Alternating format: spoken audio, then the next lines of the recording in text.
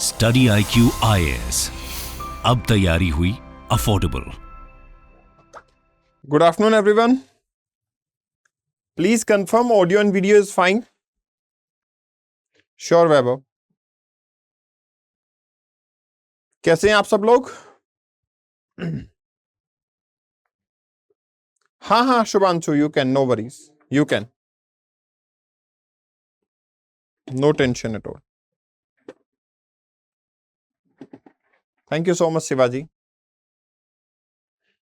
चलिए, आज हमारा जो सेशन रहेगा, it is related to answer writing. आज हमारा जो सेशन रहने वाला है, it is related to answer writing, how to write a good answer. ठीक है, इसके बारे में हम बात करेंगे। आज हमारा सेशन यही रहेगा कि how to wrote a good answer. जो हमारी इंडियन ज्योग्राफी की आज हमें शुरुआत करनी, वो हम कल से करेंगे। This is also one of the pillar जो इंपॉर्टेंट है, तो पहले हमें इसको डिस्कस करना है, how to wrote a good answer. आज हम 3 क्वेश्चन भी देखेंगे और उनके डिफरेंट डायमेंशंस के बारे में भी बात करेंगे कि क्या क्या ऐसे डायमेंशंस हैं। 2 केसेस होते हैं। एक केस ऐसा होता है जिसके अंदर की कंटेंट जो है वो स्टूडेंट के पास होता नहीं है। कुछ इंडिविजुअल ऐसे होते हैं जिनके पास में कंटेंट नहीं होता कि मैं क्या लिखूं, मेरे पास है ही नहीं। एक इंडिविजुअल ऐसा भी होता है जिसके पास में कंटेंट काफी ज्यादा होता है कि सर मैं वर्ड लिमिट में कैसे लिखूं इसको, वो भी एक इश्यू होता है। तो इन दोनों टाइप की प्रॉब्लम्स को हम आज सॉल्व करने की कोशिश करेंगे कि कैसे हमें उसको सेलेक्ट करना है, प्लस में स्टेप क्या होना चाहिए आंसर राइटिंग के लिए, कि मतलब मैं कैसे अपनी चीजों को इनिशिएट करूं आंसर राइटिंग के लिए। सोचता तो बहुत हूं लेकिन आंसर राइटिंग कर नहीं पाता। कभी कभी करने बैठता हूं तो इतना मतलब अच्छे लेवल पे जा ही नहीं जा पाती है आंसर राइटिंग, तो मोटिवेशन टूट जाता है और फिर मैं नहीं करता। ये कुछ प्रॉब्लम्स हैं जो जनरली फेस होती हैं स्टूडेंट्स को, तो आज हम इन्हीं के ऊपर बात करेंगे, ठीक है ना। Right, so let's see and let's discuss. Environmental geography का क्या नहीं मिला राकेश?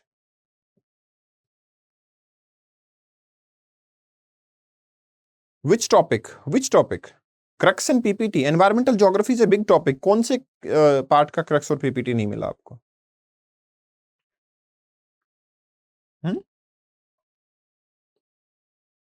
Which part? वैभव का कहना है कि सभी अवेलेबल है। तब ऐसा तो नहीं हो सकता कि आपके पास नहीं हो, क्योंकि एक के पास है तो फिर सबके पास है, क्योंकि वो तो सेम पोर्टल पे अपलोड होते हैं। एक बार रीचेक करो, होगा। ठीक है जी तरुण।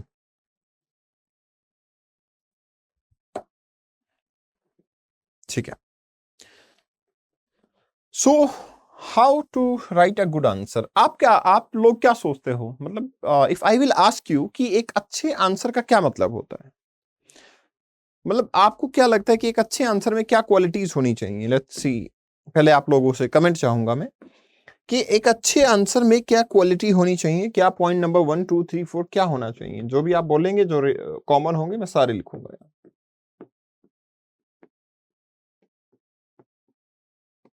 और भी जरूरत है क्या? हाँ, what is a good introduction, body diagram, flow chart and best conclusion, way forward. अच्छा, तो एक बोला कि इंट्रोडक्शन भी होना चाहिए एक कमेंट में, और बॉडी अच्छा होना चाहिए, कंक्लूजन अच्छा होना चाहिए, और वे फॉरवर्ड में होना चाहिए। ये एक कमेंट है आपका। दूसरा है कि इंट्रोडक्शन में डेफिनेशन, ठीक है, मतलब डेफिनेशन का हम इंट्रोडक्शन में यूज कर सकते हैं, आप ये कह सकते हो। और यहाँ पे एक और चीज ऐड की गई कि डायग्राम्स भी होने चाहिए।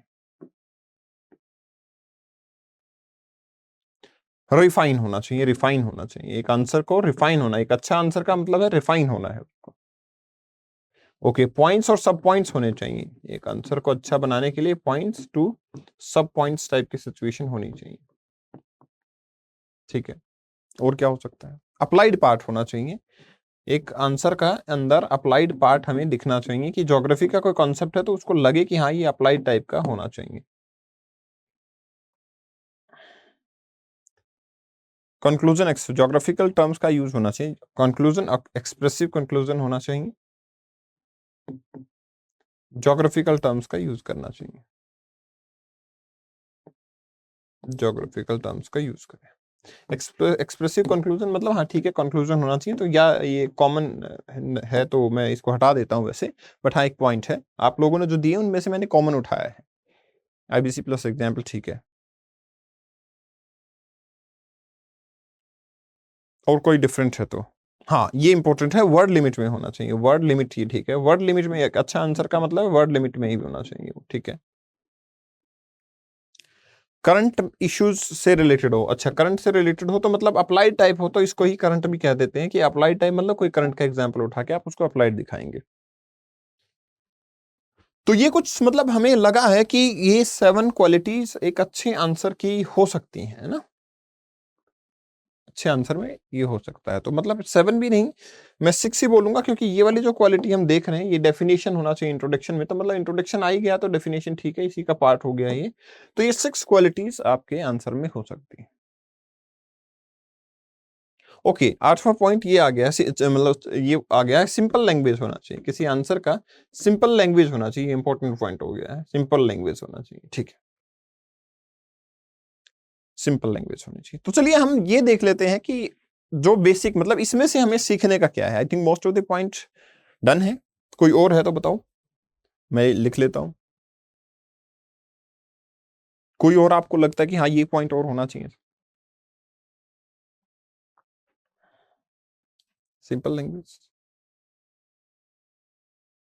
As well as possible geographical languages, ठीक है, हाँ मतलब आ गया है, वैसे ज्योग्राफिकल टर्म्स का हम यूज करेंगे, जहां पॉसिबल होगा तो ज्योग्राफिकल टर्म्स का यूज करेंगे, पॉसिबल है तो ठीक है, हाँ बात आपकी ठीक है, लेकिन ये पॉइंट हमने नोट कर लिया है, ठीक है। एवरी पॉइंट मेंशन एग्जाम्पल, हर पॉइंट के साथ में एग्जाम्पल्स का होना जरूरी है, ये कहना है, जहां पॉसिबल हो एग्जाम्पल्स आप डालो, ओके। 2 पेन का यूज करना चाहिए, एक अच्छे आंसर के लिए 2 पेन का यूज करना जरूरी, ये कैसे कंक्लूजन निकाला कि 2 ही पेन में अच्छा आंसर हो जाएगा, 2 पेन, चलो ठीक है लिख लेता हूं मैं, पर 2 पेन का यूज करना अच्छे आंसर के लिए जरूरी है, ठीक है। और क्या हो सकता है भाई अच्छे आंसर में, चलो ये कंक्लूजन, ये चीजें हो गई, तो हम इनमें से कुछ पॉइंट तो ऐसे हैं जो कि शायद मतलब हम देखते हैं उसको जस्टिफाई करने की कोशिश करते हैं, उसको थोड़ा सा देखते हैं कि हाँ ये है या नहीं है। यहाँ लिखा है कि इंट्रोडक्शन है, बॉडी है और कंक्लूजन है, मतलब ये बेसिक बात है, शायद ये सबके अंदर होना चाहिए, मतलब ये हमें पता है कि इंट्रोडक्शन है, बॉडी है, कंक्लूजन है, और ये अच्छी बात है कि हाँ ये तीनों चीजें हैं किसी आंसर के अंदर, ठीक है। और मतलब यहाँ पे लिखा है कि डायग्राम भी होना चाहिए, ठीक है। सिंपल लैंग्वेज हो चलेगा, बहुत बढ़िया है, सिंपल लैंग्वेज हो, तो रिफाइन का लिखा है कि एक बोला कि रिफाइन होना चाहिए, रिफाइन का मतलब क्या होता है, रिफाइन का मतलब यही होगा कि पॉइंट टू पॉइंट लिखा जाए, क्रिस्प लिखा जाए, रिफाइन का मतलब तो क्रिस्प होता है, तो क्रिस्प लिखना चाहिए आंसर को, कि मतलब टू द पॉइंट आंसर हमें लिखना चाहिए, मतलब वट एवर, इसको थोड़ा सा एलेबरेट अगर मैं कर लूं तो whatever is ask only be done, whatever is ask should only be wrote, whatever been ask should only be wrote, जो पूछा है सिर्फ वही हमें लिखना चाहिए, राइट, हाँ ठीक है।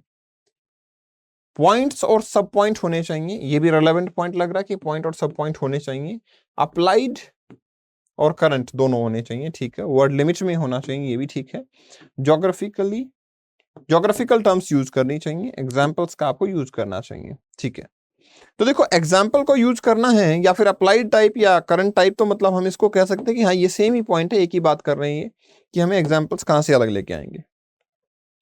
दूसरा, रिफाइन आंसर होना चाहिए, मतलब वट एवर बीन आस्क वही पूछा गया, तो या पॉइंट टू पॉइंट या सब पॉइंट में लिखो, मतलब पॉइंट से सब पॉइंट, मतलब सभी चीजें मेंशन क्लियरली हों, तो एक refine answer what ever will be ask will be answer, तो इसको भी हटा सकते हैं हम, कि ये कोई मतलब बहुत ज्यादा बड़ा कैरेक्टर नहीं बन पाएगा, ठीक है। और क्या हो सकता है, ज्योग्राफी का आंसर आप लिख रहे हो तो ज्योग्राफिकल टर्म्स का आप यूज करोगे, ठीक है ना, मतलब ये बोला गया कि ज्योग्राफिकल टर्म्स का यूज करना चाहिए, तो मतलब ये हुआ कि हाँ सिंपली आप ये नहीं कर सकते कि स्लोप डेवलपमेंट है, स्लोप डेवलपमेंट को यूज करो, किसी ज्योग्राफर का नाम है तो उसको यूज करो, ठीक है, वैलिड पॉइंट है कि हाँ अच्छा रहेगा। वर्ड लिमिट में हर एक आंसर होना बहुत जरूरी है, तो मतलब देखो इंपोर्टेंस अगर हम देखें तो एक तो ये पार्ट इंपॉर्टेंट है कि हाँ भाई ऐसा तो होना ही चाहिए, ये बहुत ही बुनियादी जरूरत है, बेसिक नीड है ये हमारी, ठीक है। This is a basic need, ठीक है। पहली चीज है ये बेसिक नीड है। अब दूसरी बेसिक नीड क्या है कि रिफाइन वाला बात है कि वट एवर बीन आस्क वही लिखा जाए, ठीक है। सेकंड बेसिक नीड है कि जो पूछा गया है सिर्फ वही आपने लिखा है। थर्ड इंपॉर्टेंट चीज क्या है कि वर्ड लिमिट में होना बहुत जरूरी है आंसर का, ठीक है। फोर्थ इंपॉर्टेंट चीज है कि आपका करंट से अगर कोई आप एग्जाम्पल उठा सकते हैं तो बहुत ही बढ़िया होगा। सिंपल लैंग्वेज और ज्योग्राफिकल टर्म्स ये दोनों एक दूसरे में क्या है, कॉन्ट्राडिक्टरी नहीं लगता क्या कि ज्योग्राफिकल टर्म्स भी हो और सिंपल लैंग्वेज भी हो, मतलब ये दोनों चीजें कैसे लगेंगी? या ठीक है, होना चाहिए ज्योग्राफिकल भी और सिंपल लैंग्वेज भी होनी चाहिए, दोनों ही होना जरूरी है। सिंपल इन द सेंस कि कोई फैंसी या अनप्रोफेशनल वर्ड जो है वो ना लिखा हो, ठीक है। या कोई फैंसी वर्ड अगर लिखा आप चाह रहे हो तो वो फैंसी वर्ड अगर ना नहीं लिखा हो, ठीक है, ये कोशिश की जाएगी। और ज्योग्राफिकल टर्म्स का यूज करना चाहिए, ठीक है। तो अब देख लेते हैं कि यार अगर मान लो आपको ये सारी चीजें करनी है और उसके साथ साथ में मतलब कुछ चीजें जो मिसिंग हैं, जो सबसे इंपॉर्टेंट आती भी हैं, वो जैसे वर्ड लिमिट आपने बोला वैसे टाइम लिमिट भी होनी चाहिए एक आंसर को लिखने की, नहीं? क्योंकि एग्जाम तो लिमिटेड टाइम में होगा, एग्जाम तो लिमिटेड टाइम में होगा, तो टाइम लिमिट का होना भी जरूरी है। तो अब हम ये देखते हैं कि टाइम लिमिट, और ये बहुत जरूरी है या बस जरूरी है? Time limit is very very important या बस एक इंपॉर्टेंट पार्ट है? क्या लगता है आपको? Time limit is very very important, क्योंकि पेपर कंप्लीट तभी होगा जब हम उसको टाइम लिमिट में लिखेंगे, नहीं तो होगा ही नहीं। मतलब मैं ये कह सकता हूं कि ये जो क्वेश्चन वाला पार्ट है ये इसके हिसाब से ही शुरू होना चाहिए, मतलब ये बेसिक नीड है हमारी।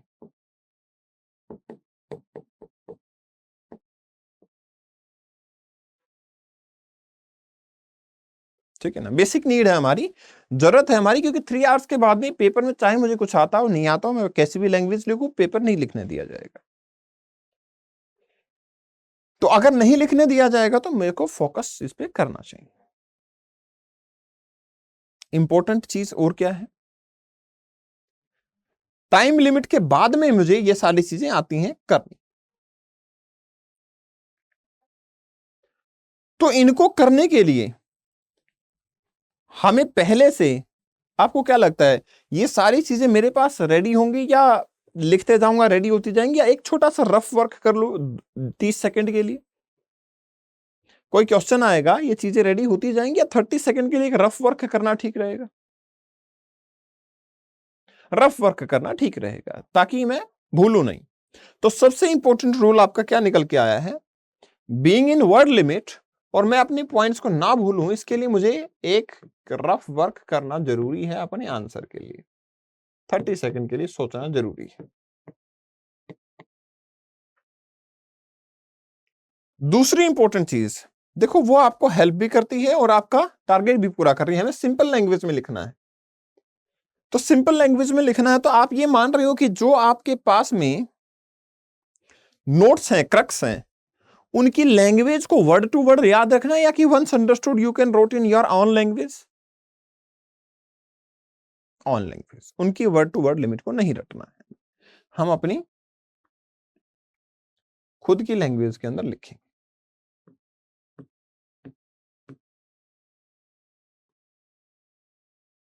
ठीक है, तीसरी डायग्राम्स की बात आती कि आपने यहां पे बोला था किसी ने कि डायग्राम्स बनाने हैं, तो क्या हम एक ड्राइंग के टीचर हैं, स्टूडेंट है ड्राइंग के, कि जो कहीं पे कुछ भी कैसा भी डायग्राम बना पाएंगे?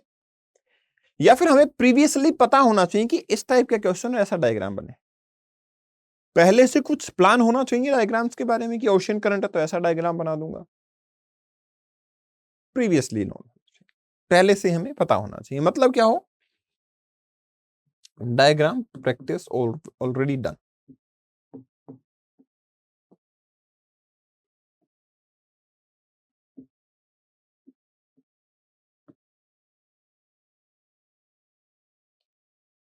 डायग्राम प्रैक्टिस हमने पहले से की हो, ठीक है ना, डायग्राम प्रैक्टिस हमने पहले से की।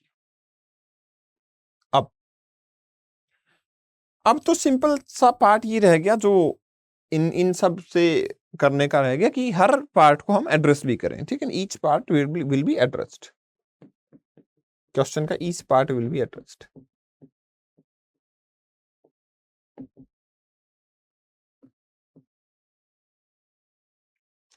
अच्छा मुझे एक चीज बताओ, अब आपको ये जो 4 वर्क मैंने दिए, ये हमने कंक्लूजन निकाला, मैंने नहीं दिए, इनमें से आपको सबसे डिफिकल्ट कौन सा काम लगता है? मतलब ऐसा कोई काम है जो आप नहीं कर सकते, आपको लगता है ये वाला डिफिकल्ट है? या फिर मैं बोलूं कि प्रेफरेंस वाइज आप अरेंज कर दो इसको कि सर इजी से लेके हार्ड तक, कि लास्ट में हार्ड लिखो और सबसे पहले इजी लिखो। तो 4 3 2 1 कौन सा सबसे हार्ड काम है और सबसे आसान काम आपको कौन सा लगता है? ये अरेंजमेंट करो आप, सबसे इजी क्या है और सबसे हार्ड क्या है? Which task is easiest one, which task is toughest one, बताइए। ओके चलिए ऑर्डर आना शुरू हो गए हैं, बाकी लोग भी बताओ भाई क्या क्या है। ठीक है, कुछ का है 4 1 3 2, कुछ का 2 3 1 4, 4 1 3 2 2 3 1 4, ये ऑर्डर आ रहे हैं। 2 3 1 2 4 3 1, ये भी ऑर्डर आ रहा है। 1 2 3 4 3 1 2 4 3 1 2 4 3, अच्छा 1 2 4 3 1 2 4 3 फिर से आया है। 1 2 4 3 1 2 4 3 काफी बार रिपीट हो रहा है। 2 4 3 1 2 4 3 1, अभी यार ये कौन सा चक्कर है कि एक बंदा बता रहा है कि 1 वाला इजी है, आपको समझ रहा है ना, सबसे पहले इजी स्टेप को लिखना है हमें और इधर की तरफ हार्ड बनाते जाना है। एक बंदा कह रहा है ये वाला इजी है, दूसरा कह रहा है ये वाला इजी है, मतलब ये हार्ड है ये इजी है। ये तो बड़ी दिक्कत वाली बात हो गई कि एक बंदे के लिए यही सबसे आसान है, इसके लिए आसान है, इसके लिए हार्ड है, इसके लिए आसान है, इसके लिए हार्ड है, ये क्या मतलब है? तो बड़ी डेंजरस सिचुएशन है। चलो कोई बात नहीं, हम देखते हैं, आइडिया लगाते हैं, सबसे पूछते हैं, यस नो में अपने आप आ जाएगा आंसर। देखो सबसे आसान तरीका क्या है, सबसे आसान तरीका क्या है, ये तो मुझे बिल्कुल समझ आ गया ना यार, इसमें तो डिफिकल्टी थोड़ी, each part must be addressed. 2 part है, 2 का एड्रेस को, 3 है, 3 को एड्रेस को, मतलब ये तो बाइंडिंग हो गया ना आपके ऊपर, इसमें डिफिकल्टी थोड़ी है। हाँ वो बात अलग, आता होगा नहीं आता होगा एक अलग चीज है, लेकिन एड्रेस करना ये तो पता लग गया ना, इसमें कोई डिफिकल्ट टास्क तो है नहीं। अगर मान लो इस काम को मैं करने चलूं तो ऐसा तो है नहीं कि मेरे को दिक्कत ही आ जाएगी, मैं भूल जाऊंगा। ये तो सबसे इजी टास्क लग रहा है ना आपको कि भाई ये हर पार्ट को एड्रेस करना ही करना है, इसमें कोई टास्क थोड़ी है, ये तो आपका क्वेश्चन कंप्लीट करने का इशारा है कि भाई क्वेश्चन लिखना है। तो ये मैं कंसिडर नहीं करता, ये सबसे इजी स्टेप है, 4 वाला इजी स्टेप है भाई, हर एक टास्क करना है। दूसरा मेरे ख्याल से इजी है कि अपनी लैंग्वेज लिखना तो डिफिकल्ट नहीं होता। अरे मेरे दिमाग में जो लैंग्वेज है मैं लिख देता हूं, उसमें क्या दिक्कत है? मेरे माइंड में जो लैंग्वेज है अपनी लैंग्वेज में लिखना तो नॉट ए डिफिकल्ट टास्क। अब सवाल आया डायग्राम का बनाने का, एग्रीड और नॉट एग्रीड, मैं जो लिख रहा हूं वो एग्री हो या नहीं हो? देखो मैं तर्क के साथ बात कर रहा हूं कि हाँ ऐसा करना इसलिए आसान है। Are you agree? हाँ एग्री हो। डायग्राम प्रैक्टिस ऑलरेडी डन, तो भाई ये तो पहले की होगी तो ठीक है, नहीं की तो नहीं की है, मतलब टास्क डिफिकल्ट है ये, क्योंकि हमारे ऊपर बर्डन करेगा, रोज करनी पड़ेगी मुझे प्रैक्टिस। लेकिन ये तो छोटा सा पार्ट है, आपको नहीं लगता ये छोटा सा पार्ट है क्वेश्चन का? कंप्लीट क्वेश्चन तो यहां फ्रेम होगा 30 सेकंड में, है ना? 4 2, ये वाला जो थर्ड वाला पार्ट है, वो थर्ड वाला पार्ट आपका ऑलरेडी डन है, आपने किया है, लेकिन ये कुछ पार्ट है ना, पेपर का पूरा पार्ट तो नहीं, ये तो 30 सेकंड के अंदर अगर आपको काम करना है तो ये सबसे कॉम्प्लिकेटेड पार्ट है। तो आई कैन रोट 3 और फिर 1, नहीं नहीं मेरा वाला फाइनल है एग्री वन। नहीं नहीं नहीं यार, ऐसा तो कैसे है, मेरा वाला फाइनल नहीं है तो आप बताओ कि ऐसा चेंज कर लो सर। आर्गुमेंट ये है कि भाई ऐसा करना इसलिए आसान है। अगर आप बताते हो कि सर इसलिए ये आसान है कि 1 वाला आसान है, 3 वाला वैसे, तो मैं उधर कर दूंगा क्योंकि सिचुएशन हो सकती है चेंज। ओके ठीक है।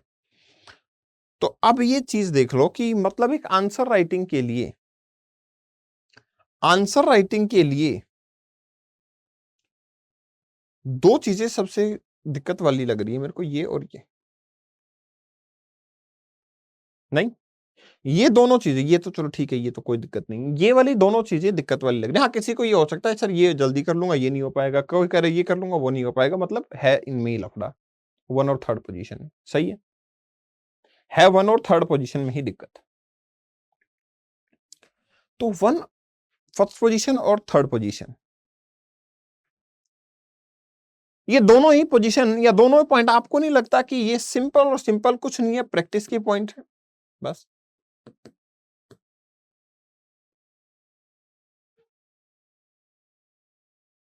सिर्फ एक ही चीज चाहिए इसके अंदर, कंसिस्टेंट प्रैक्टिस। आपको नहीं लगता ऐसा?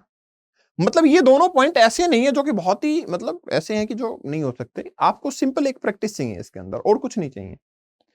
आप भी मानते हो ये दोनों पॉइंट ऐसे हैं जिसको कि पढ़ता रहो, जब तक प्रैक्टिस नहीं करूंगा तब तक नहीं आएंगे। ऐसे भी है ये दोनों पॉइंट, चाहे मैं कितना भी पढ़ता रहूं, लेकिन जब तक मैं इनकी प्रैक्टिस नहीं कर लेता तब तक ये नहीं आएंगे मेरे को। तो पहला कंक्लूजन तो ये निकला कि practice makes a man perfect.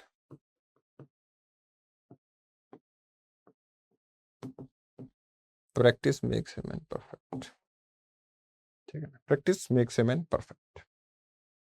तो अब जो हम करना चाहते हैं कि भाई एक क्वेश्चन को लिखना चाहते हैं, क्योंकि हमें फाइनली पढ़ने से कोई मतलब नहीं है, मतलब वैसे तो मतलब है, लेकिन मुझे पढ़ने से मतलब नहीं है, मुझसे उससे ज्यादा मतलब है कि राइटिंग लेके मार्क्स आए, मुझे इससे मतलब, क्योंकि सिलेक्शन होना चाहिए मेरा।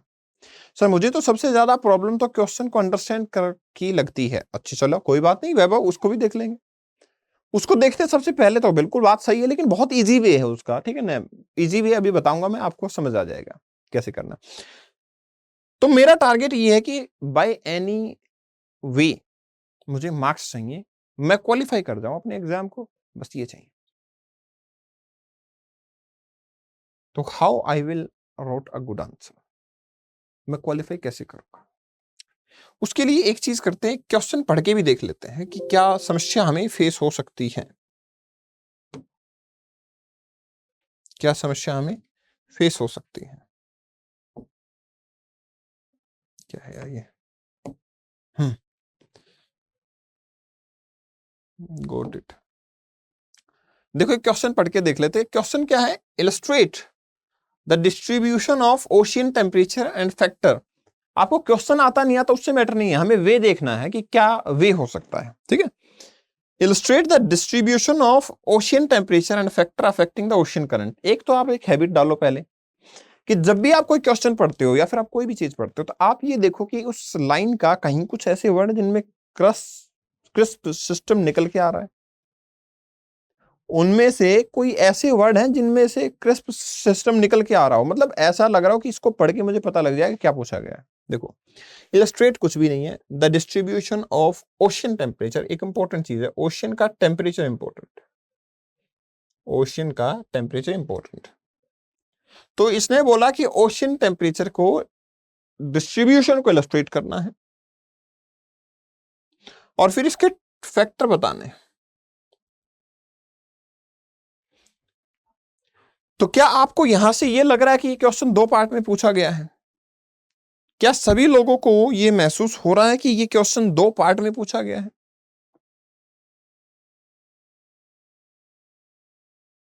हाँ ये तो हो गया। तो आप मानते हो कि मेरे को बीच में कहीं एक और हेडिंग देनी पड़ेगी, एक मैं क्वेश्चन स्टार्ट करूंगा और बीच में कहीं मेरे को एक और हेडिंग देनी चाहिए, ये तो मान लिया ना आप लोगों ने? ठीक है, सब हेडिंग होगी, हाँ ठीक है। तो क्वेश्चन को समझने का पर्पज क्या हुआ? क्वेश्चन को समझने का सिंपल सा तरीका ये हुआ कि आई विल डू अंडरलाइनिंग, ठीक है ना, आई विल डू अंडरलाइनिंग। मैं अंडरलाइन करूंगा किसी चीज को कि भाई ये वाला पार्ट है जो मैं अंडरलाइन कर रहा हूं, और ये वाला पार्ट मेरे लिए फिर इंपॉर्टेंट हो जाएगा क्योंकि इस पे इसके अराउंड मेरे को आंसर लिखना है। लेकिन अब सवाल क्या आता है?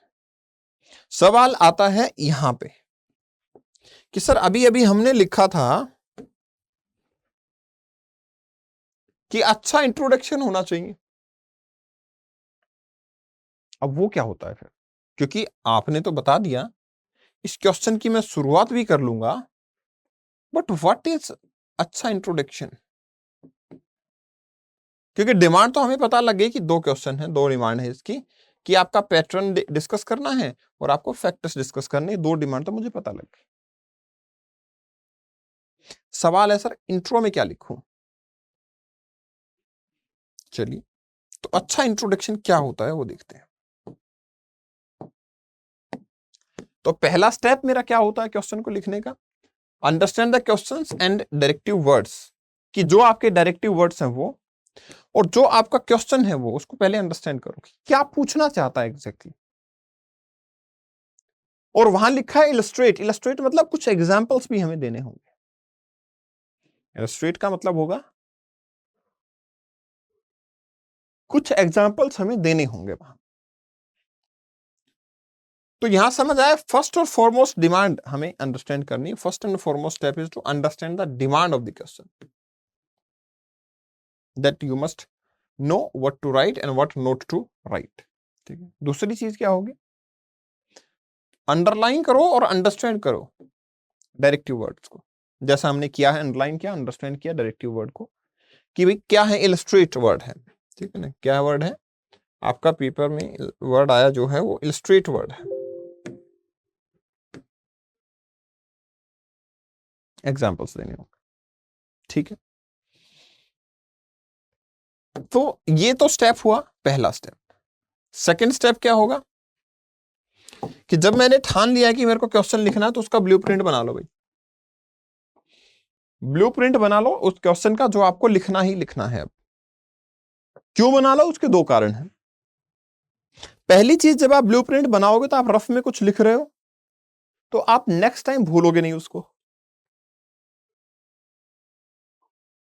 और दूसरी इंपॉर्टेंट चीज कि कई बार मुझे ये लगता है कि ये वाला पॉइंट ज्यादा इंपॉर्टेंट है, दूसरे वाला कम है, तो उसको ऊपर नीचे आप एडजस्ट कर सकते हो। ठीक है ना? तो ब्लूप्रिंट की जहां पे बात आती है, तो क्या होगा आपका? एक रफ स्ट्रक्चर को बनाना काफी जरूरी है। ठीक है। और रफ स्ट्रक्चर तीनों चीजों का, इंट्रो का भी, बॉडी का भी और कंक्लूजन का, एक स्ट्रक्चर सा आपके माइंड में होना चाहिए। अब जो इंट्रो वाला पार्ट होता है, वो इंट्रो क्या होता है? जैसे कि मैं अपना इंट्रो देता हूं, सुनना, मैं अलग अलग टाइप के इंट्रोडक्शन देता हूं अपने, कि अगर मैं बोलूं hi, I just completed my dinner, I am that person, I just completed my lunch, ठीक है, I am that person who had just completed their lunch, है तो मेरे बारे में ही बात, लेकिन क्या ये मेरा इंट्रोडक्शन है? Irrelevant, irrelevant. थोड़ा और इसको एनरिच करते हैं। Hi, I am someone who used to obey time, I always come to office at 7 AM and will stay up to night. Is it an introduction? No. तो introduction क्या होता है फिर? इंट्रोडक्शन क्या है यार? इंट्रोडक्शन तो फिर ऐसा हुआ कि शायद कोई लाइफ की अचीवमेंट मैं बताऊं। Like I am Kapil Bhardwaj, a mechanical engineer who is now guiding UPSC aspirant from last 8 years. तो ये इंट्रोडक्शन हुआ, है ना? मतलब ये हुआ कि मेरे बारे में कोई ऐसी चीज बताना जो मैं यूजुअली नहीं करता हूं, मतलब ये अदर देन यूजुअल है। बहुत सारे लोग आते हैं ऑफिस में, क्या इंट्रोडक्शन है भाई? हाँ, मेरा नाम है भाई। आप बहुत सारे लोगों का नाम सेम नहीं कह सकते, सेम होगा तो भी उनको अलग अलग नाम से पुकारोगे। दूसरा, फिर हर एक बंदे की जर्नी सेम नहीं थी। अरे 7 बजे ऑफिस टाइम होगा, 7 बजे आएंगे, सारी दुनिया आएगी, फिर आपका अलग से आ रहे हो।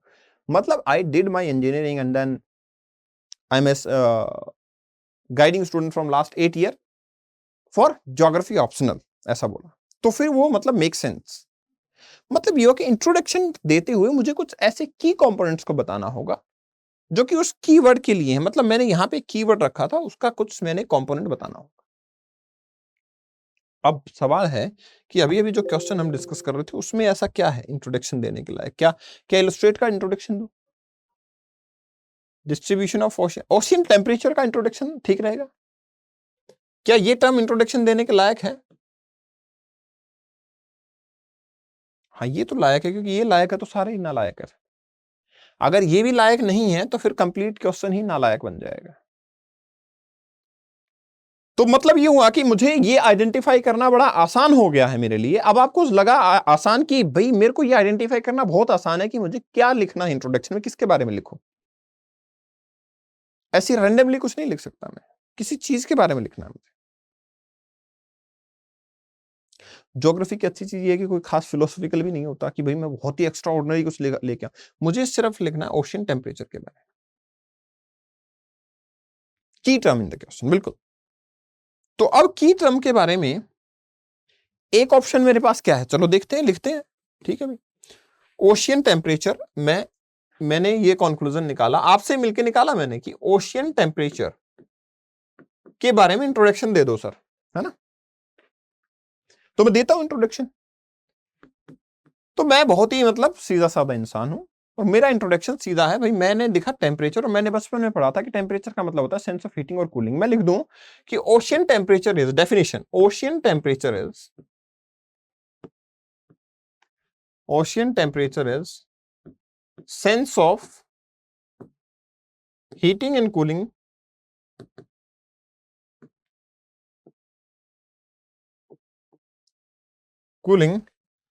over the surface। डेफिनेशन है तो डेफिनेशन ही ना।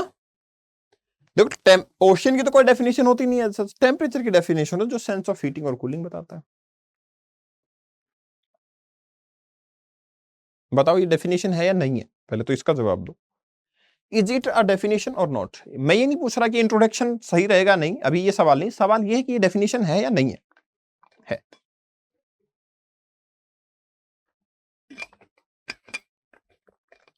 क्या आपको लग रहा है कि ये लिखना चाहिए?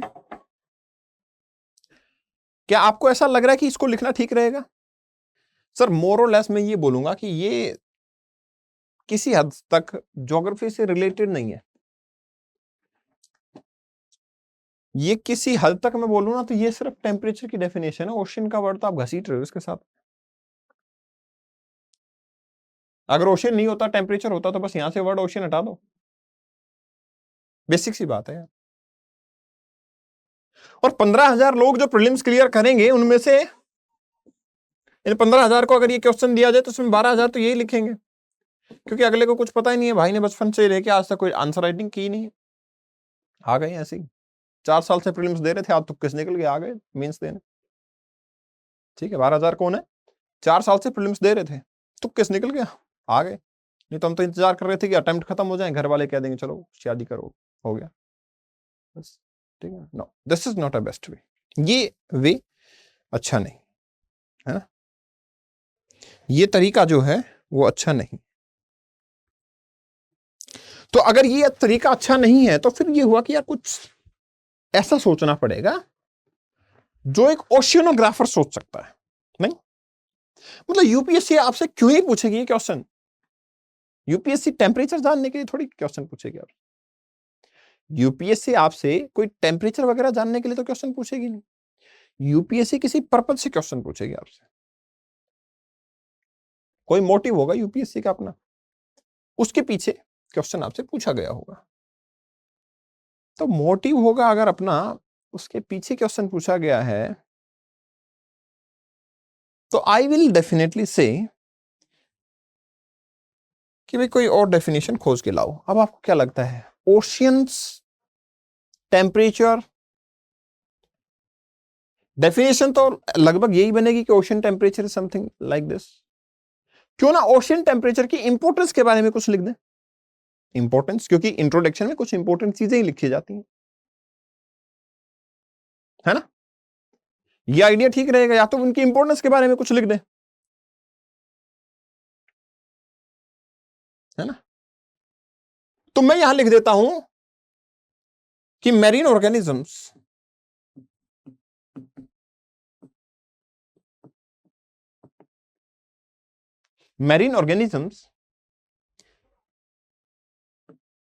can survive in a very short range of temperature.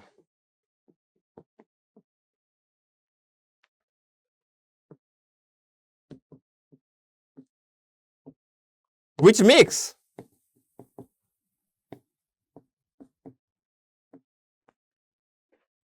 oceans temperature sensitive, very sensitive. ठीक लग रहा है? कुछ अच्छा लग रहा है? कुछ कंपैरेटिवली ठीक लग रहा है? somewhat better. लेकिन देखो इसी चीज को अगर इसी चीज को मैं ये लिखूं कि यार ये जो पार्ट है ओशियन टेम्परेचर वाला, इसको मैं थोड़ा और अगर सिंप्लीफाई कर दूं तो ज्यादा बेहतरीन नहीं हो जाएगा? कैसे? देखो, marine organism can survive in a short range of temperature which makes oceans sense of cooling. Oceans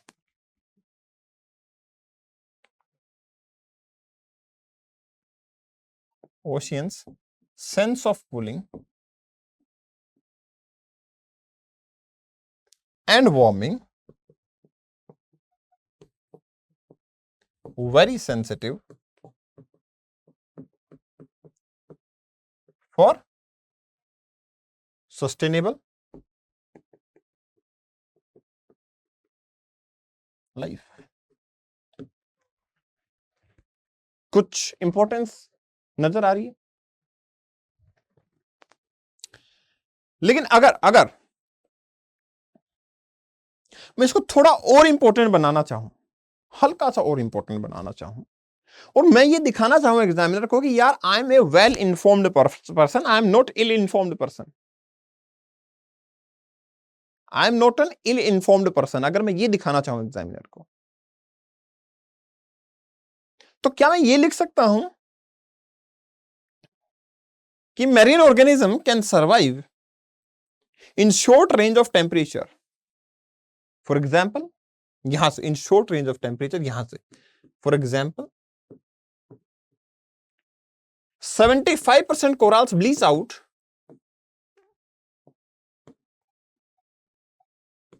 because of global warming impacting sea surface temperature.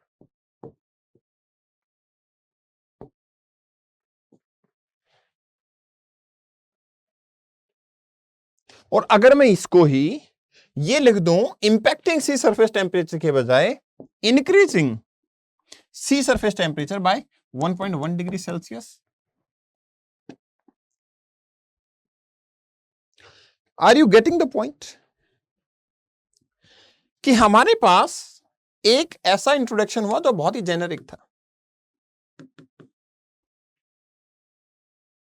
दूसरा था जिसमें मैंने आपने एक आइडिया दिया था ज्योग्राफिकल टर्म्स को यूज करो। सर हमने यूज किया कॉरल्स को।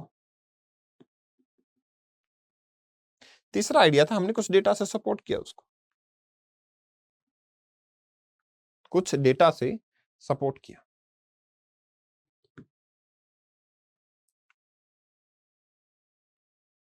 Which makes my answer more presentable. Which makes my answer presentable. इससे क्या होता है, एग्जामिनर को यह पता लगा कि इस बंदे को पता है कि यह क्वेश्चन क्यों पूछा गया है। इंट्रोडक्शन में इस बंदे ने मुझे दो चीजों से इंफॉर्म किया है कि कोरल्स टेम्परेचर सेंसिटिव होती हैं। जो लाइन हम जनरली लिख रहे थे मैरीन ऑर्गेनिज्म टेम्परेचर सेंसिटिव, आपने सीधा सीधा बोला कोरल्स टेम्परेचर सेंसिटिव है इसलिए ब्लीचिंग हुई है। आपने उसके माइंड में बहुत सारी चीजें एकदम से अपलोड कर दी, coral bleaching, temperature correlation, 1.1 degree Celsius rise, that is very important.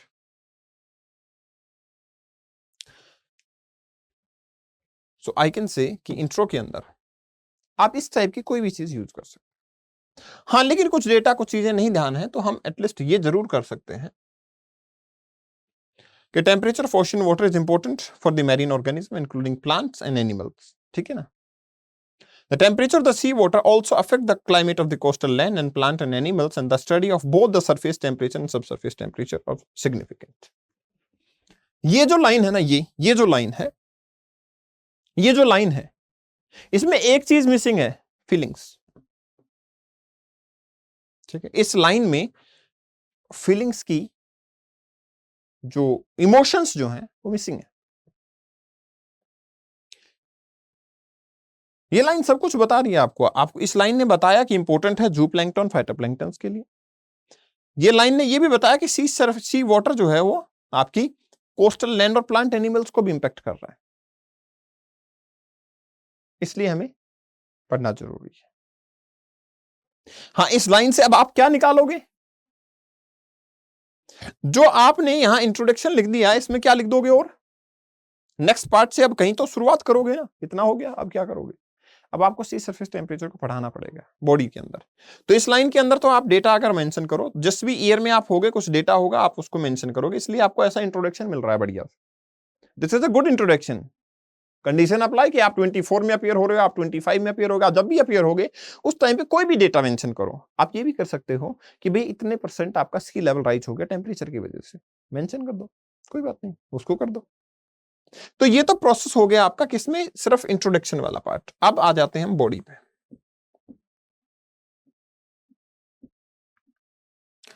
Body पे इसको बाद में आते हैं। बॉडी पे आने पे आपको क्या करना पड़ेगा मुझे ये बताओ। बॉडी पे जब आप आओगे तो आपको क्या लगता है क्या लिखना चाहिए मुझे? बॉडी में इस क्वेश्चन के बॉडी पार्ट में मुझे क्या लिखना चाहिए? ऑब्वियसली मैं सी सरफेस टेम्परेचर के इलस्ट्रेट करना था, तो मतलब उसी को मैंने इलेबोरेट करना पड़ेगा। सी सरफेस टेम्परेचर को ही मुझे कुछ इलेबोरेट करना पड़ेगा। इसलिए वो जो इंट्रोडक्शन आपका खत्म हुआ था उसके बाद में आप ये बोलोगे, एग्जामिनर को बताओगे कि द सी सरफेस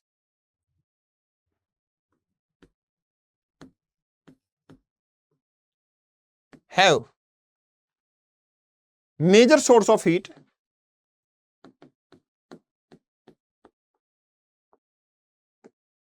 एज क्या है मेजर सोर्स? सी सरफेस के लिए मेजर सोर्स क्या है? सनलाइट। एज सनलाइट विच, अभी देखना सनलाइट क्यों बता रहे हैं हम उसको पता है? Which divided into sea surface and sea sub surface temperature. Sea surface and sub surface temperature, that is photic and aphotic zone.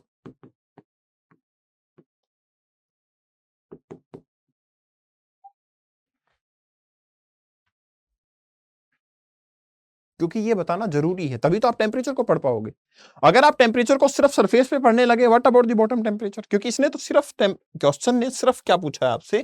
Question ने आपसे ये नहीं पूछा कि सिर्फ सरफेस टेम्परेचर बताना है, क्वेश्चन ने आपसे पूछा है सीधा सीधा illustrate the distribution of ocean temperature। तो डेप्थ पे बताओगे, हॉरिजॉन्टल भी बताओगे, डेप्थ पे भी बताओगे और हॉरिजॉन्टल भी बताओगे। तो मतलब क्या हुआ कि मेरे प्रेजेंस ऑफ माइंड ये रहना चाहिए कि मैं क्या क्वेश्चन लिखने वाला हूं। देखो यही मार खाता है बंदा, क्योंकि उस टाइम के प्रेशर में और एग्जाम के अंदर बैठ के हमें जब भी ओशन टेम्परेचर याद आता है तो हम सिर्फ ये पढ़ते हैं कोल्ड करंट और वार्म करंट, बात खत्म। और हम उसके अराउंड अपना आंसर लिखाते हैं और आके कहते हैं बहुत बढ़िया क्वेश्चन पेपर हुआ, सब 1 नंबर। बट यूपीएससी पता नहीं नंबर क्यों नहीं दे रहा। नंबर इसलिए नहीं दे रहा क्योंकि हमने वो ऑर्गेनाइज वे में नहीं पढ़ा है। हमने उसको ऑर्गेनाइज वे में बताया नहीं कि भैया टेम्परेचर डिस्ट्रीब्यूशन 2 तरीके से होगा। अब जब आपको देखो इससे फायदा क्या होता है, ऑर्गेनाइज जब आप लिखते हो तो आपको जैसे ही 2 तरीके पता लगे बस बना दो, horizontal distribution of temperature, vertical distribution, बीच में से लाइन खींच दो और लिखो पॉइंट। अब जितने मर्जी आई पॉइंट लिख लो, examiner is totally impressed by you. Examiner आपके चंगुल में आ चुका है। अब आप जितने मर्जी आई पॉइंट लिख सकते हो, लिखते रहो, क्योंकि इससे एग्जामिनर को ये लगता है कि बहुत ही सुलझा हुआ बंदा है, जो एक तरीके से बात कर रहा है और सारे डिवीजन बता रहा है। पॉइंट्स और सब पॉइंट्स वाली बात है ये, समझ रहे हो? आपने जो मेंशन किया था पॉइंट, आपने बहुत बढ़िया, पॉइंट और सब पॉइंट होने चाहिए सर। तो मतलब पॉइंट था ओशियन करंट या ओशियन टेम्परेचर, उसमें पॉइंट, सब पॉइंट थे सरफेस टेम्परेचर और हॉरिजॉन्टल और वर्टिकल। अब बता दो हॉरिजॉन्टल में क्या होगा आपका, हॉरिजॉन्टल में क्या अंडरस्टैंड करते हो? हॉरिजॉन्टल में यू अंडरस्टैंड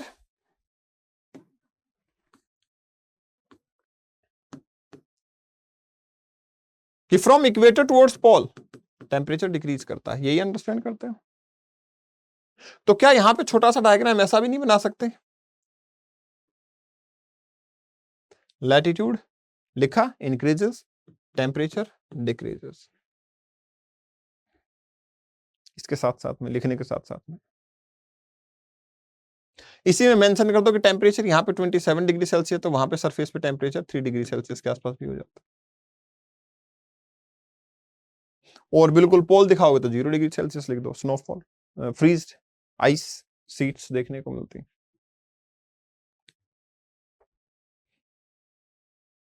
ठीक है ना? तो ये आप लिख दोगे कि यहाँ पे 26.7 डिग्री सेल्सियस है।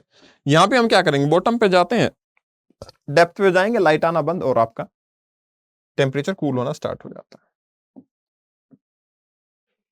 ठीक है ना? किस रेट से डिक्रीज हो रहा है, यहाँ पे किस रेट से डिक्रीज हो रहा है, ये आपके हायर टेम्परेचर रिकॉर्ड होता है इक्वेटर पे, यहाँ पे आपका बॉटम मोस्ट पे जाएंगे तो आपका लोवेस्ट टेम्परेचर रिकॉर्ड होगा। ये सब चीजें आपका मेंशन कर सकते हो आप बड़ी आसानी से। फिर तो आपके जो जनरल पॉइंट्स हैं वो आपके पॉइंट्स इसमें मेंशन कर दो, जितने पॉइंट्स होंगे आप मेंशन कर दो, ये ग्राफ बना दो, आपका हो गया। लेकिन पार्ट 2 बचा फिर इसका। ये सब पॉइंट लिखने के बाद में इसका सेकंड पार्ट जो है वो पेंडिंग है आपके पास में। सेकंड पार्ट क्या था क्वेश्चन का? Factor affecting the ocean temperature.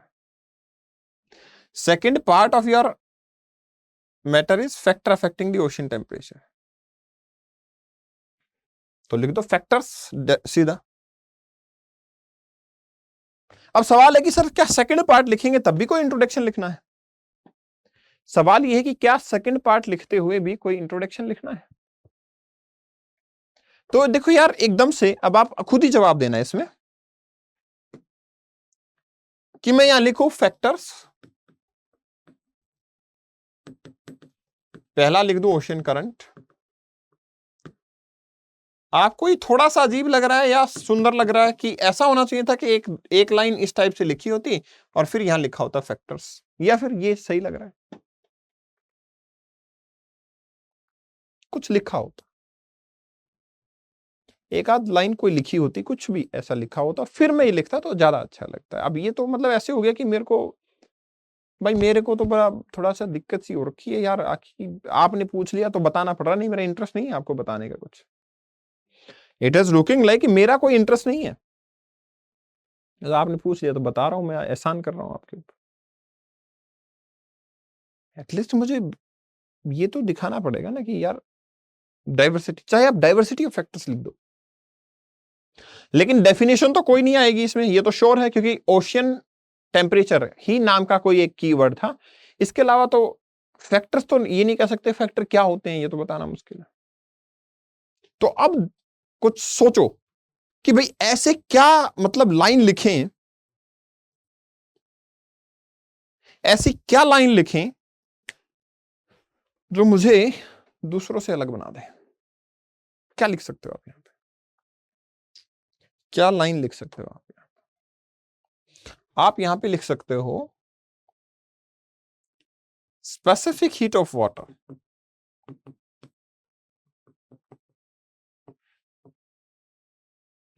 being high,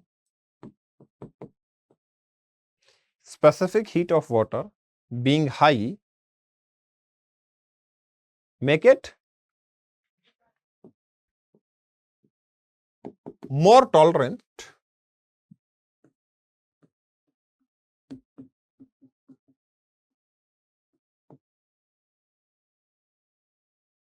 towards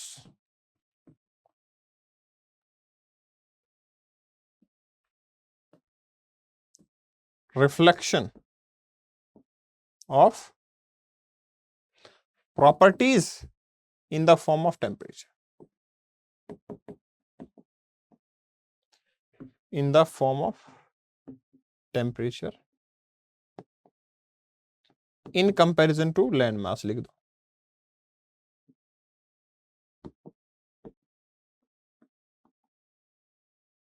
अब लिख दो following are the factors which can impact points लिख दो। अब अगेन सेम चीज कि जब आप फैक्टर लिखने लग गए हो तो कभी भी ना मोनोटोनस कैरेक्टर में मत लिखो। मोनोटोनस कैरेक्टर मत बनाओ कभी भी,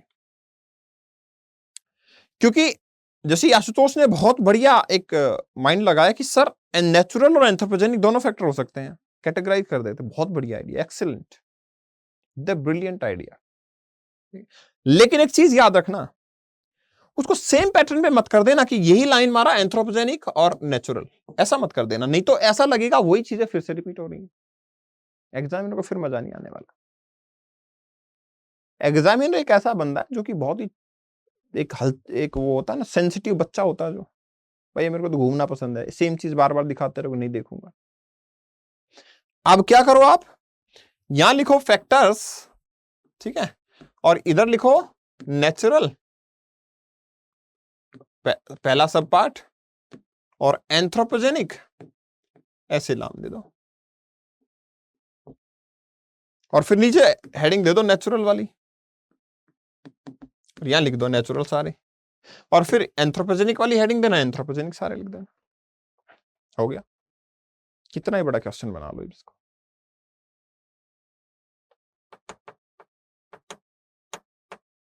अब सवाल आएगा तीसरे पार्ट का, कंक्लूजन का, कि सर ये सब लिखने के बाद क्या करना है, ये सब लिखने के बाद क्या करना है। इसके बाद आपको निकला है कंक्लूजन।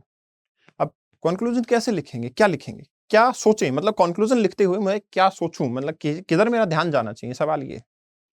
देखिए जब भी मैं कंक्लूजन लिखता हूं किसी भी फैक्टर पे, किसी भी क्वेश्चन के ऊपर, तो मुझे पहले एसेंस समझना होगा कि why this question is asked. तो आप भी मानते हो ग्लोबल वार्मिंग की वजह से क्वेश्चन पूछा गया होगा, ग्लोबल वार्मिंग, मैरीन लाइफ, इसीलिए पूछा गया होगा, नहीं? आपको क्या लगता है भाई, ग्लोबल वार्मिंग और मैरीन लाइफ की प्रॉब्लम्स की वजह से ही कुछ क्वेश्चन पूछा गया होगा। तो कितना बढ़िया होगा अगर आप इसी टाइप के कंक्लूजन देते हुए आप अलोंग विद द टेम्परेचर एक दो प्रॉब्लम और बता दो जो बहुत ही यूनिवर्सल इन नेचर है। Can we use current affair on topic of ENSO and its impact to conclude. ENSO से टेम्परेचर का कोई लेना देना है नहीं, इंसो से ओशियन टेम्परेचर का कोई खास लेना देना नहीं। इंसो को आप यूज कर सकते हो जब आप ड्रॉट और फ्लड के बारे में, रेनफॉल के बारे में बात करो तो यूज कर सकते हो, लेकिन टेम्परेचर के लिए हम कैसे यूज करेंगे। आप कंक्लूजन देते हुए ये बताओगे कि after industrial revolution more and more global warming is happening, resulting in more thicker blanket of greenhouse gases surrounding the earth atmosphere, consequently rising the temperature of the land, of the planet as well as sea surface. Along with the ocean temperature, salinity and pollution and marine pollution are the biggest problem for the survival of marine life. कुछ word आपने atmosphere की definition के blanket type use किए, कुछ आपने salinity को use किया, कुछ आपने एनवायरनमेंट के पोल्यूशन को यूज किया, क्योंकि सिर्फ ये प्रॉब्लम नहीं है, प्रॉब्लम प्लास्टिक पोल्यूशन भी है। और अगर मैरीन लाइफ के कंटेक्स्ट में आप बात करना चाहते हो तो सिर्फ मैं ओशन के टेम्परेचर को इंपैक्ट करवा के या फिर उसी का कंसिडरेशन लेके नहीं बोल सकता, मुझे इनलार्ज बात करनी पड़ेगी। लार्ज मुझे बात करनी पड़ेगी। सिंपली आप कह सकते हो कंक्लूड हो गया आपका आंसर। तो ये वे है भाई जिसके थ्रू आप क्या कर सकते हो, अपने आंसर को एक्सप्लेन कर सकते हो। चलिए अब दूसरा क्वेश्चन समझते हैं, आपसे पूछते हैं कि क्या करोगे। एक और क्वेश्चन देखते हैं, समझते हैं, पूछते हैं आपसे कि क्या करोगे। क्वेश्चन क्या है, give an account of the types and distribution of precipitation on the surface of earth. बताओ सबसे पहला स्टेप क्या होगा, क्या करें? फर्स्ट स्टेप क्या करना चाहिए? सर पहला स्टेप तो यही है कि कोई कीवर्ड ढूंढ लो। बिल्कुल सही है, प्रेसिपिटेशन। और give an account of the types and distribution of precipitation. तो दो चीजें हैं, टाइप्स भी बतानी है, डिस्ट्रीब्यूशन भी बताना है। Yes, demand of the question क्या है? तो दो डिमांड है क्वेश्चन की। देखो इसमें बहुत ही ट्रोल है। एक क्वेश्चन प्रीवियस ईयर में आया था और मेरे एक स्टूडेंट लिख के भी आया, बहुत खुश था, सर क्या क्वेश्चन था, मतलब आपने पढ़ाया सर, आया सीधा सर सब लिख दिया, बोले सब। मैं क्या लिखा सर? सब में ये सभी लिखा है मैंने तो, hello storm, snowfall, water droplet, सभी फॉर्म्स में तो होता है। मैं कहा यार इसने टाइप पूछी थी, फॉर्म ऑफ प्रेसिपिटेशन नहीं पूछा। इसने टाइप पूछी है, फॉर्म ऑफ प्रेसिपिटेशन नहीं पूछा इसने। He ask about types of precipitation, not forms of precipitation. सब मतलब सब वो कुछ ज्यादा ही सीरियस ले गया। कई बार होता है ना कि हम कुछ ज्यादा ही सीरियस ले जाते हैं। अरे 3 टाइप प्रेसिपिटेशन की बतानी थी, ओरोग्राफिक और कन्वेक्शनल, साइक्लोनिक रेनफॉल हो गया। तो वर्ड को थोड़ा सा समझना है ना, वर्ड को थोड़ा सा समझना कि भाई ये टाइप्स ऑफ प्रेसिपिटेशन बोल रहा है, ये फॉर्म्स ऑफ प्रेसिपिटेशन बोल रहा है, क्या बोल रहा है। तो अब प्रेसिपिटेशन की डेफिनेशन में क्या लिख दोगे आप? प्रेसिपिटेशन की डेफिनेशन लिखोगे, क्या लिख दोगे? Role of precipitation in making different types of agriculture in introduction. एक चीज देखना, सुनो, एक बात सुनो मेरी, आपकी बात सही है कि role of precipitation in making different types of agriculture in introduction में लिख दोगे, ठीक है, अच्छा भी है ये इंट्रोडक्शन। लेकिन मैं ये जानना चाहता हूं एग्जामिनर का इंटरेस्ट। अभी देखो पहले वाले में, पहले वाला क्वेश्चन था, उसमें उसने बोला ओशियन टेम्परेचर। आपको थोड़ा सा ये स्मेल आ रही थी उस क्वेश्चन में से कि ये एनवायरमेंट चेंज के बारे में बात करना चाह रहा है। थोड़ा तो मतलब मन में आया है उसके कि एनवायरमेंट चेंज के बारे में कुछ बात करना चाह रहा है, इसलिए सी सरफेस टेम्परेचर की या मेरीन लाइफ की, इस टाइप की कुछ बातें करना चाह रहा था वो। क्योंकि इसके अलावा तो सी सरफेस टेम्परेचर से कोई लेना देना नहीं। यहां पे एग्जामिनर का बात है types and distribution of precipitation. आपको कुछ ऐसा लग रहा है कि ज्योग्राफी, ये क्वेश्चन एग्रीकल्चर के बारे में कोई बात करना चाह रहा है? कुछ ऐसा लग रहा है, आ रहा है यहां से फीलिंग आ रही है, नहीं आ रही है? कुछ बात ये इसके मन में है एग्रीकल्चर के बारे में बात करने की? देखो मैं मानूं अगर तो सेकंड पार्ट में हो सकता है, डिस्ट्रीब्यूशन आप पूछा तो शायद हो सकती है, सेकंड पार्ट में थोड़ा बहुत हो भी सकता है। पहले पार्ट में इसने सीधा पूछा है एक ज्योग्राफिकल कोर, ज्योग्राफी का क्लाइमेटिक कॉन्सेप्ट पूछा है, कोर कॉन्सेप्ट है types of precipitation, core concept है ये ज्योग्राफी का। पहला पार्ट एक कोर कॉन्सेप्ट है क्लाइमेटोलॉजी का, आप मानते हो इस बात को? और अगर कोर कॉन्सेप्ट है, ये एग्जामिनर का मूड है कोर कॉन्सेप्ट ऑफ क्लाइमेटोलॉजी के बारे में, डू यू थिंक कि हमें एग्रीकल्चर के बारे में जिक्र कर देना चाहिए शुरू में?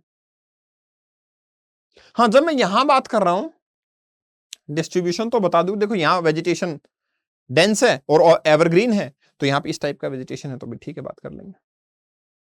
Are you getting that? हमें यहां पे बात करनी चाहिए, वो करनी चाहिए सैचुरेशन पॉइंट की।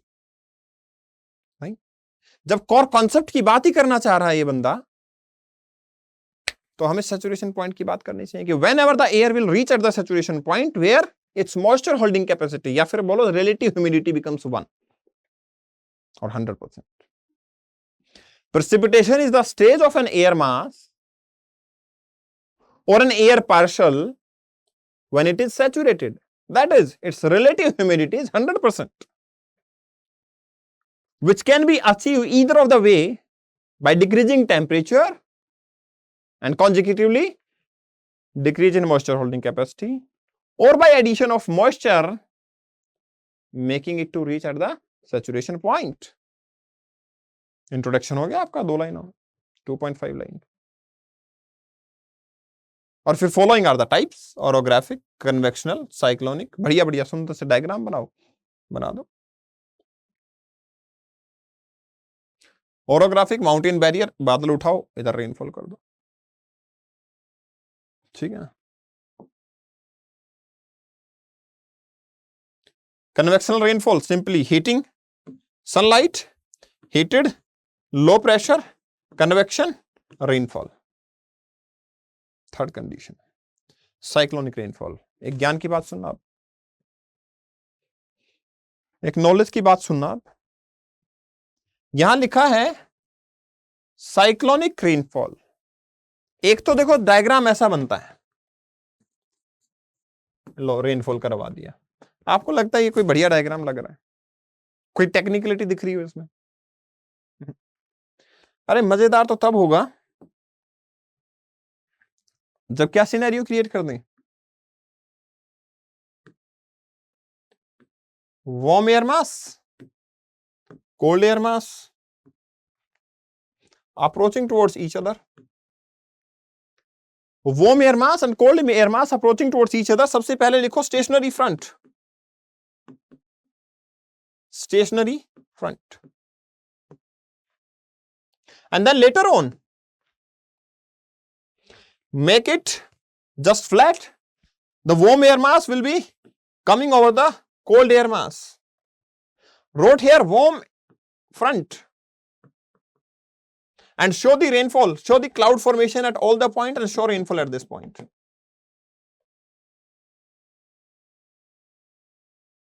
And on another side here, what you can see, just make the cold front, cold air mass is extended and now warm air mass is rising, uplifted. Warm one is uplifted, now cold front, and rainfall is happening at this point only. Mention this. Examiner को बताओ ना, आपको मौका दे दिया examiner ने, examiner को बताओ कि भैया कोल्ड फ्रंट वार्म फ्रंट के बारे में जानता हूं, तेरे को जानना है तो बता, मैं एक्सप्लेन करूं।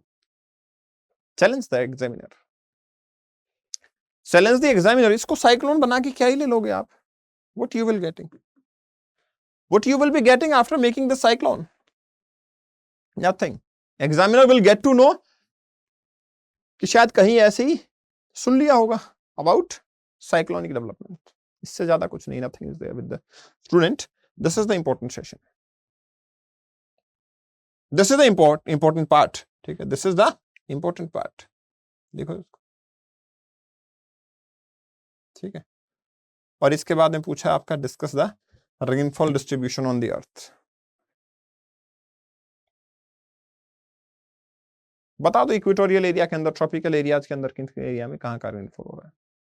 Just make a world map and show at every point कि ऑस्ट्रेलिया में यहाँ पे यहाँ पे यहाँ पे यहाँ पे रेनफॉल हो रहा है। डेजर्ट दिखा दो, यहाँ कालाहारी डेजर्ट और Atacama desert, Sahara desert, Thar desert दिखा दो सबको, ठीक है ना। तो अलग अलग एरियाज के बारे में डिफरेंट लेवल पे आप बात कर सकते हो। तो ये वर्ल्ड का मैप हो जाएगा। अब ये जो एरियाज हैं, ये जो एरियाज हैं, डिस्ट्रीब्यूशन है वर्ल्ड का, इसमें ये थोड़ी सी नॉलेज डाल देना कि भाई किस एरिया में कैसी रेनफॉल हो रही है। जब आपसे एग्जामिनर ने पूछा 3 टाइप की रेनफॉल, आपने बता दिया है 3 टाइप की रेनफॉल, तो जहां डेजर्ट है या जहां पे आपका राइजिंग ऑफ एयर है, आप बोल देना कि this area bay of Bengal convection rainfall है। European type of climate frontal rainfall is happening. North eastern state और western Ghat of India orographic rainfall is happening. हमारा नुकसान क्या है? जब उसने पूछा ही है तो उसको यूज करके दिखा दो। जब एग्जामिनर ने पूछ ही लिया है तो उसको यूज करके दिखा दो कि देखो यहां पे यूज हो रही है। Getting it? कर सकते हो आसानी से। अब जो कंक्लूजन है, क्वेश्चन अभी खत्म नहीं हुआ है। Intro, body, conclusion. कंक्लूजन में क्या लिखेंगे इसके कंक्लूजन में क्या लिखेंगे?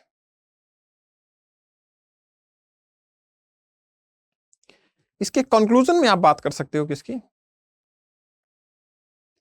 इरेगुलर रेनफॉल की, या फिर एक चीज बहुत इंपॉर्टेंट है जो आपकी छूट गई है, जो रेनफॉल में आपको लगना होना चाहिए, लगता होगा भी कि भाई इसको बताना जरूरी है, अगर ये नहीं बताया तो बीइंग एन इंडियन मेरे लिए रेनफॉल अधूरा रह गया। क्या है वो? मॉनसून।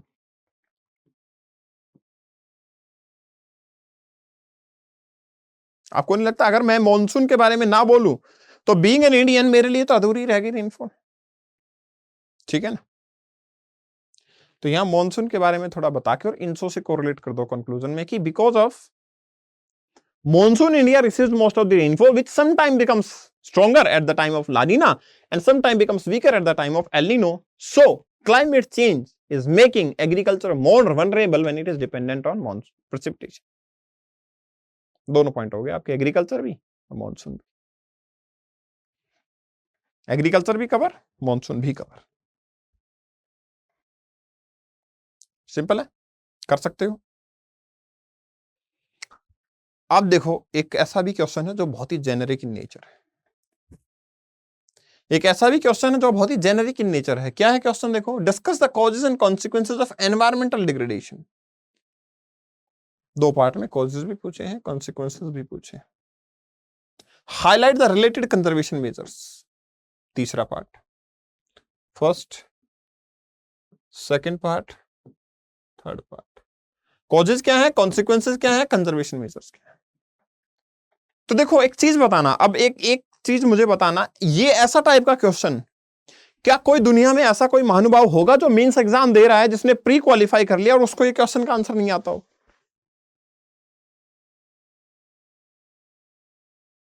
बोलो, क्या कोई ऐसा महानुभाव भी होगा जिसको कि ये क्वेश्चन नहीं आता हो? आता तो सबको होगा। फिर हम क्यों सेलेक्ट होंगे? सभी हो जाएंगे। बताओ अब हमारा कौन सा ऐसा पार्ट है जो इस क्वेश्चन में बहुत बड़ा डिफरेंस क्रिएट कर सकता है दूसरे के कंपैरिजन में?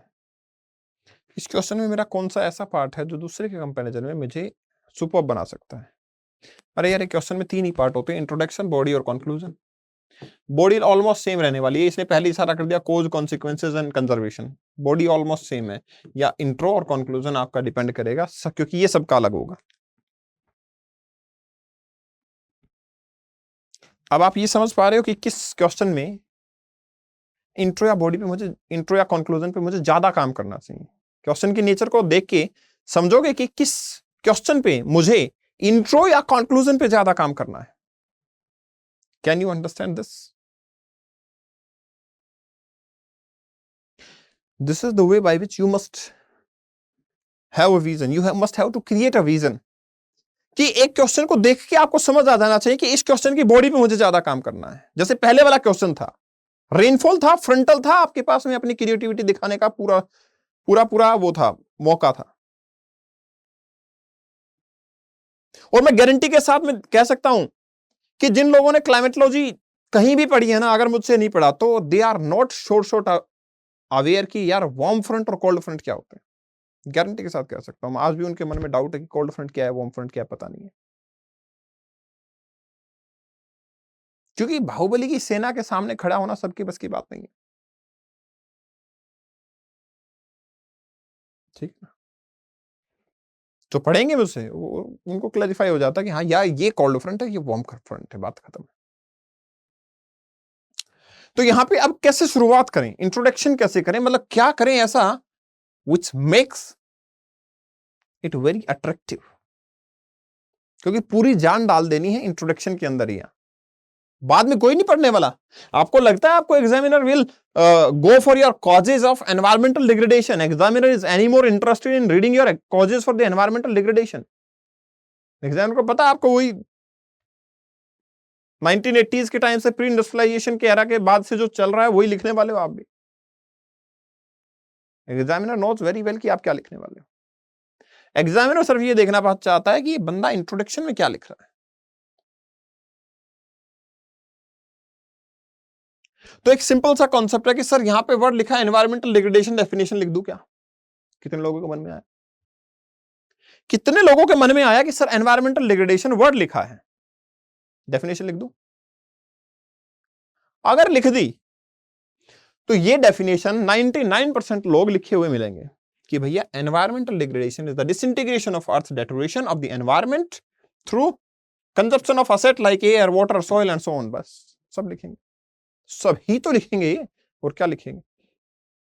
सब लिखेंगे, सेम डेफिनेशन को लिखा जाएगा।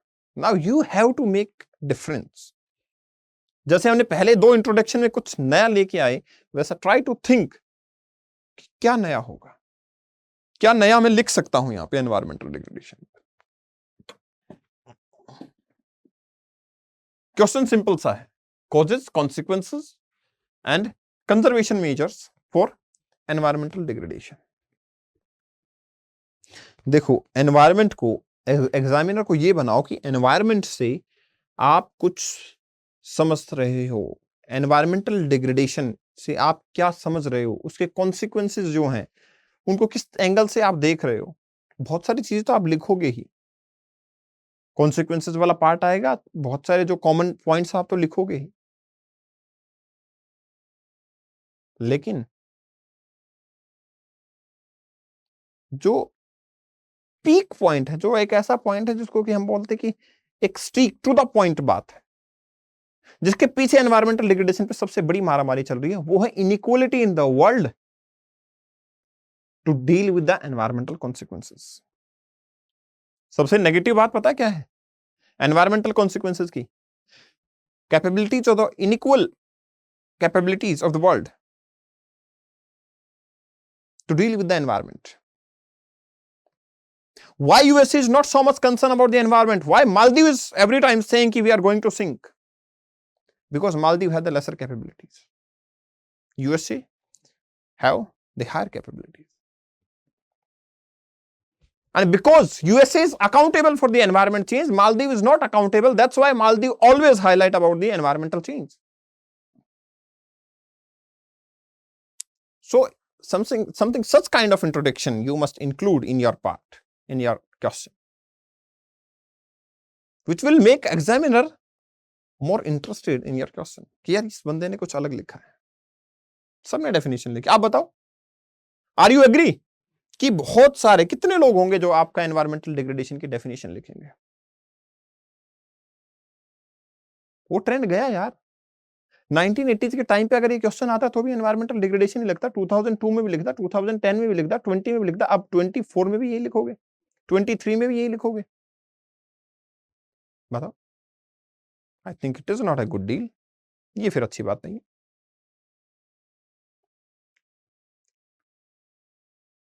This is not good. तो यहां पे आप क्या लिखोगे? Environmental degradation, environmental degradation which is a major cause of inequalities, which is a major cause of rising inequality between global north and global south, between global north and global south, because global north is the contributor for the environmental degradation and global south is the sufferer from the environmental degradation. Following are the causes for the environmental degradation. इस चीज को इतना ही छोड़ देना, इसको इतना ही छोड़ना, कारण ये बात अभी भी इनकम्प्लीट है। Examiner will read your complete question, पर इस चीज को कंक्लूड लास्ट में करना। क्या समझे? इस कंप्लीट टास्क को कंक्लूड लास्ट में करना, कंक्लूजन। इसको आधा ही छोड़ दो इंट्रोडक्शन में। लास्ट में you will take example of Maldives.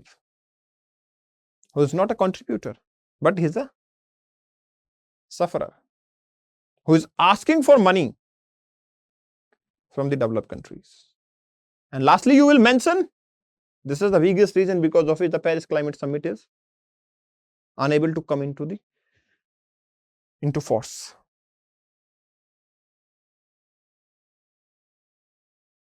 ठीक है, कंक्लूड करते हुए ये तो कहानी सभी लिख सकते हैं, कॉजेस, कॉन्सिक्वेंसेस, कंजर्वेशन मेजर्स, ये तो सभी लिख सकते हैं,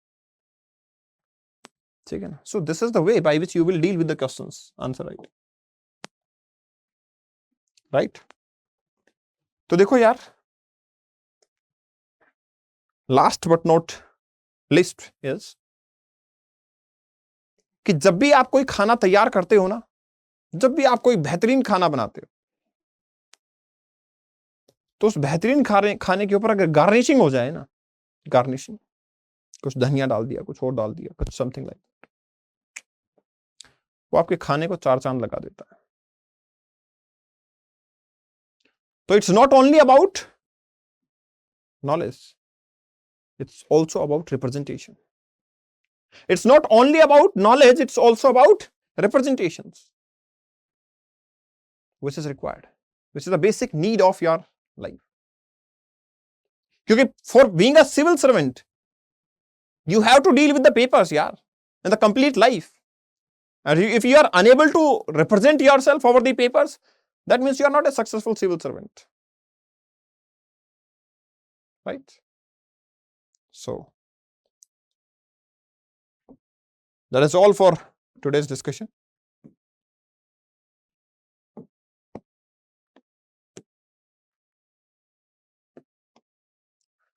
Do the smart work and be successful.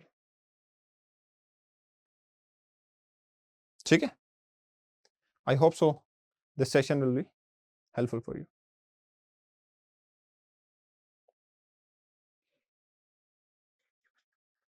कोई डाउट है तो बताइए, कोई डाउट है तो बताइए, अदरवाइज हम फिर कल मिलते हैं और हमारी इंडियन ज्योग्राफी, कल 1 PM पे क्लास होगी, इंडियन ज्योग्राफी को शुरुआत करते हैं.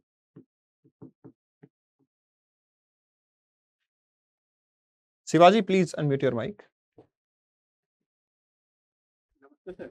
नमस्ते शिवाजी. जैसे हम लोग मॉडल सेट जब देखते हैं, मॉडल क्वेश्चन जब प्रैक्टिस में करते हैं सर, आज उससे बहुत कुछ डिफरेंट सीखने को मिला. जैसे आई ओपनर जैसे एक लगा, सेशन आज ऐसे लगा कि भाई कुछ ना कुछ डिफरेंट है, क्योंकि सबसे बहुत आगे हम लोग बढ़ के हैं. जी आज सर पहले क्लास जब किए, दैट्स सो ग्रेट यार. सर आप जैसे लॉर्ड कृष्णा जैसे साथी आप हो तो हमें सिखा दे. अरे यार don't worry, everything will be fine. ठीक है ना, हम ऐसे बहुत सारे सेशन भी लेंगे. मतलब मेरा आप लोगों पे पूरा विश्वास है, और जहां ये होगा कि यस ये नीड है, इसको चेंज करना चाहिए, वी विल डू दैट. एक चीज तो मैं नोटिस किया सर, जब से मैं सिविल प्रिपरेशन जब से स्टार्ट किया जी, कुछ भी करते हैं हम लोग रिलेट कर ले सर पर्सनल लाइफ से कि क्या चेंजेस हो सकते हैं, हम ये क्या चेंज कर सकते हैं, हमसे क्या चेंज आना चाहिए, हर चीज पे सर नोटिस करते हैं. जैसे अभी रिसेंटली साउंड पोल्यूशन के बारे में जब पढ़ रहे थे, तो उस दिन मैं क्लास में नॉर्मली पढ़ा, उसका अगला दिन जब मैं रिवीजन कर रहा था, मेरे दिमाग में आया कि मैं ओला स्कूटी में जर्नी कर रहा था सर जी. तो इलेक्ट्रिक व्हीकल जितने भी होते हैं तो विदाउट साउंड रहते हैं सर, बिल्कुल. तो उसकी वजह से एक्सीडेंट वगैरह हो रहे हैं. जी हम बिल्कुल. लोग का लाइफ में पोल्यूशन का इतना एक साथ में साउंड पोल्यूशन माइनरली, इतना मेजर तो नहीं कह सकते सर, माइनर इफेक्ट उनका है. जैसे कि विदाउट साउंड में पता नहीं चलता कि साइड से कोई गाड़ी आ रही है कि नहीं. डेफिनेटली. तो फिर बाद में ओला स्कूटी वगैरह में फिर साउंड डाल दिया गया अपडेट करते. बिल्कुल. तो ऐसे सर मैं पहले हंसा जब पढ़ रहा था सर, साउंड पोल्यूशन क्या इतना बड़ा पोल्यूशन है. जब थोड़ा रिसर्च किया तब पता चला सर कितने कंसिक्वेंसेस हो सकते हैं बड़ा बड़ा इंडस्ट्रीज में. जैसे पावर स्टेशन जितना है जी, उसका बाद फिर पता चला सर क्या क्या हो सकते हैं. तो जब से मैं स्टार्ट हुआ सर मेरा प्रिपरेशन, तब से मैं एक्सप्लोर करने लगा हर चीज़ को सर. कभी कुछ मूवी भी देखता हूँ तो ऐसे रिसेंटली आप बता रहे थे सर, जैसे रेडियोएक्टिव सब्सटेंस जो डंप किया जाते थे साउथ अफ्रीका वगैरह में, जैसे यूरोपियन कंट्री. जी. एक मूवी शायद साउथ में एक मूवी था, वो मूवी सेम वही होता है कि सर ऑर्गेनाइजेशन से मेडी वेस्ट लाके इंडिया में डंप किया है. बिल्कुल. मूवी में दिखाता है सर. तो सर अब वो हर पॉइंट रिलेटेड होता है सर, क्या क्या हो रहा है हर जगह से पॉइंट कलेक्शन कर रहे हैं सर। बिल्कुल। एक्चुअली यार मेरा पर्सनली विजन ये है कि whosoever is concerned, but if the person don't want to prepare for civil services, even though I wish कि वो एक बार तैयारी जरूर करे अपनी लाइफ में, है ना? It will give them enlightenment. तो मेरा कंक्लूजन हर बार तो खुद जब प्रैक्टिस में लिख रहा था सर, आज ये पता चला कि एसेंट के हिसाब से कैसे लिखा जाता है, क्या एक्स्ट्रा डाल सकते हैं जी, आज ये सीखने को मिला, मेरे को वही ज्यादा अच्छा लगा क्लास में। that's so grateful. Thank you so much. Thank you sir. Okay, best wishes. Sir मुझे एक डाउट था कि मैंने दिसंबर 2022 में स्टार्ट किया था और 24 का अटेम्प्ट देना है सर, बट मैंने 2023 का भी एग्ज़ाम दे रहा हूँ, बट अभी ऐसा लग रहा है कि क्या करूँ रेगुलर स्टडी के लिए। देखो नवनाथ, अगर आपका 2023 का सारा सिलेबस हो चुका है और आपने अच्छे से टेस्ट प्रैक्टिस करके रिवीजन कर लिया है, रिवीजन नहीं किया है तो भी टेस्ट प्रैक्टिस अच्छे से किए हैं और अगले एक महीने में आप रिवीजन कर सकते हो, तो यू गो फॉर 2023। अगर आपको लगता है कि सर अभी तो सिलेबस भी मेरा पूरा नहीं हुआ है और मेरे टेस्ट पेपर मैंने अटेम्प्ट नहीं किए हैं, डोंट गो फॉर 2023, क्योंकि इससे आपका अगला एक महीना खराब होगा। थोड़े टाइम जब आप पेपर दे के आओगे तो नेगेटिविटी भी अननेसेसरली आएगी और उसके बाद आप 24 में तैयारी करोगे, तो मतलब बेटर है इस एक महीने को 24 के लिए यूज करो। स्लोली टारगेट को अचीव करो, जरूरी नहीं कि फास्ट, लेकिन स्ट्रिक्ट तरीके से उसके ऊपर अप्रोच रखो, ठीक है? तो बेटर चांसेस कि उसी के ऊपर क्लिक करें, ठीक है? So, okay, we will be meeting tomorrow at 1 PM. All the best. Take care. Study IQ IAS, अब तैयारी हुई अफोर्डेबल।